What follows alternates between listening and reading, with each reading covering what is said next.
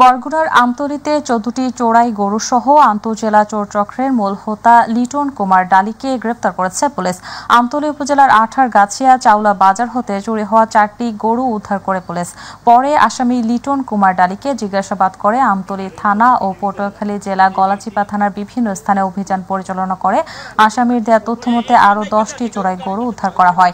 এ বিষয়ে সকালে আমতলী থানায় প্রেস ব্রিফিং করে পুলিশ সুপার ইব্রাহিম খলিল।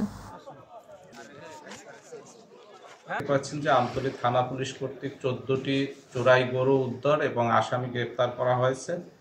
আর রাত 1টা হইতে রাত 4টা 35 মিনিটের মধ্যে 4টি গরু জনৈক মোহাম্মদ লুৎফর রহমানের বসতবাড়ি হইতে চুরি হয়। একটা সংঘবদ্ধ চোর চক্র এই 4টি গরু চুরি করে। যখন আমাদের কাছে এই খবরটা আসে, অফিসার ইনচার্জ আমাকে জানালে আমি তাকে নির্দেশনাতেই চোরাই গরু উদ্ধার এবং আসামি গ্রেপ্তারের 4টা গরু আঠারগাছিয়া চাউলা বাজার হতে চোর সহ 4টা গরু উদ্ধার করা হয়।